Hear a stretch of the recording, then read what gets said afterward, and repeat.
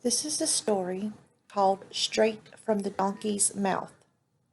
It was originally written by Wayne Hill.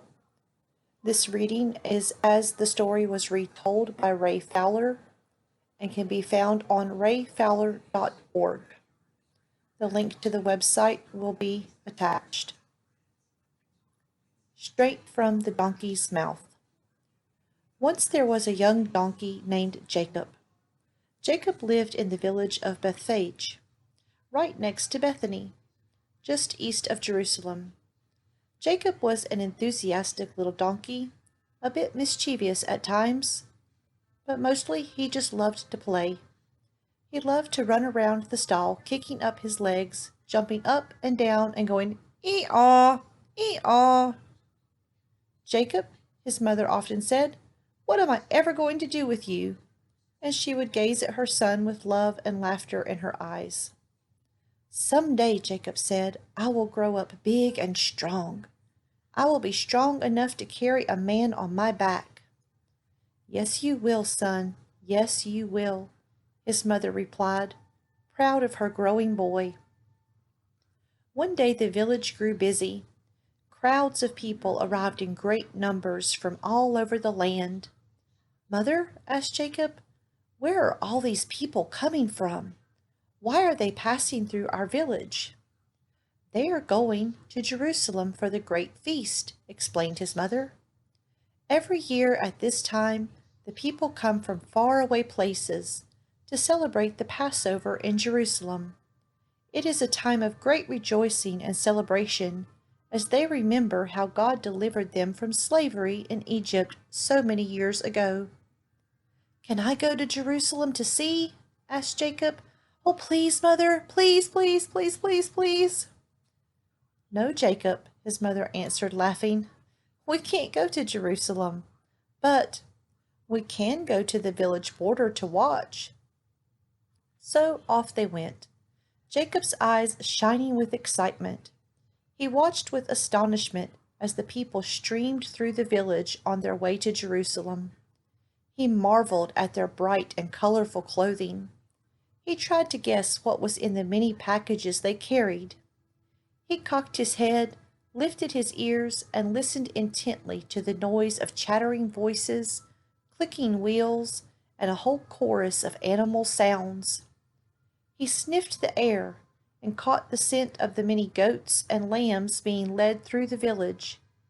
He wondered why the people were bringing the animals into the city. Distracted by so many new sights and sounds, Jacob wandered away from his mother and accidentally crossed the village border. One of his owners spotted him and chased him down. The owner brought him back to the village, took a strong rope, and tied Jacob and his mother to a post. "Rats," thought Jacob. "I hate being tied down." Suddenly, two strange men approached him. "Look, there he is!" one of them cried out in an excited voice. "Yes," shouted the other man. "It is just as the master said." "Are they talking about me?" Jacob wondered. Apparently they were, for they came right up to him and started untying him and his mother. Jacob wondered what was happening. He felt an excitement stirring in the air, and his curiosity grew even stronger. Just then his owners appeared. "Why are you untying our donkeys?" they asked. "The Lord needs them. He will send them back to you shortly," answered the men. "Then you may take them," the owners replied. And so the strange men began to lead Jacob and his mother away from their home. "Mother, what is going on?" asked Jacob. "I don't know, son," replied his mother, "but do not be afraid. I am with you." The men brought Jacob and his mother outside the village. They put their coats over Jacob's back. "Is someone going to ride me?" Jacob wondered. "I have never carried a man before. I hope I will be strong enough. I will do my best."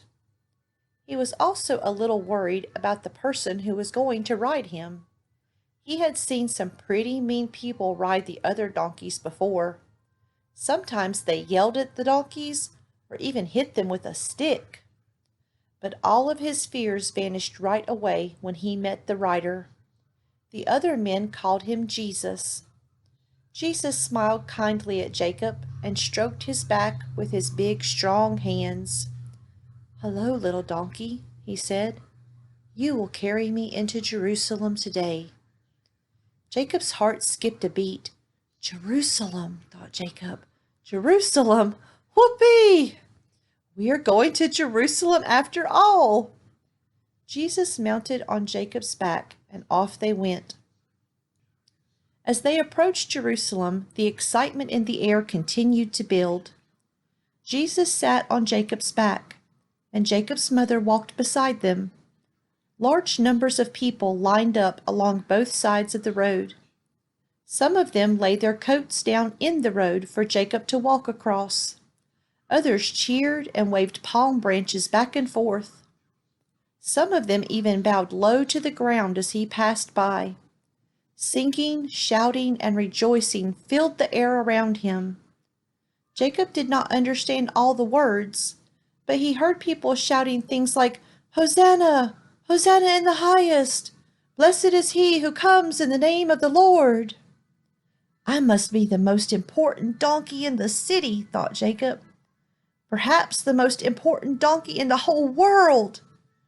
And so the little donkey held his head high as he marched strongly and bravely into the city, carrying Jesus on his back.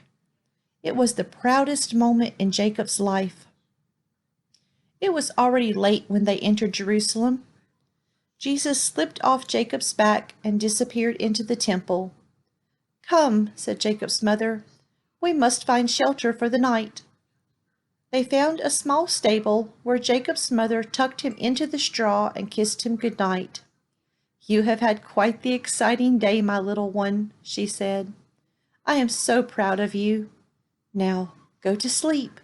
You need your rest." Jacob tried to sleep, but he could not stop thinking about the amazing things that had just happened to him.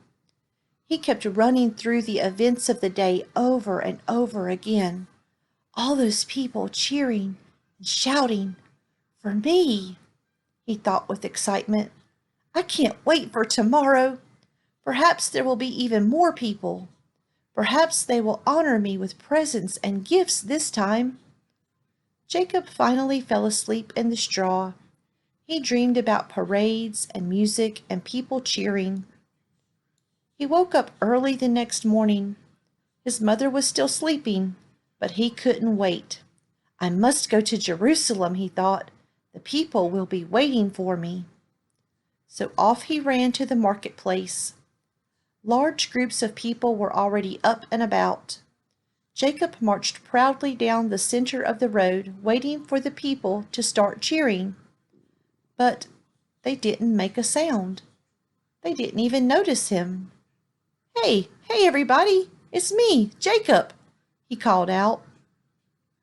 But to the people, it only sounded like he was saying, hey, hee-haw, and they just kept right on working. No one waved any palm branches. No one put any coats on the ground. Jacob went to the area outside the temple. "Perhaps they will notice me here," he thought.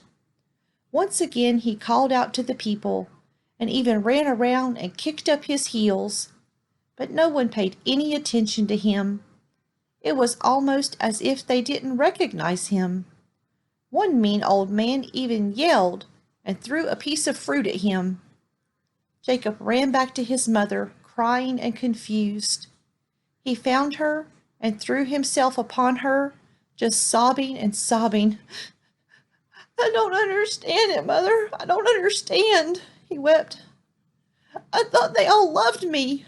Yesterday they treated me like a king, and now they act as if I wasn't there. One of them even yelled at me. I don't understand. Why are they treating me so differently?" Jacob's mother looked sadly and lovingly at her poor sobbing son. She leaned forward and kissed him gently on the forehead. "Foolish donkey," she replied, "don't you see that without him you are nothing?" straight from the donkey's mouth.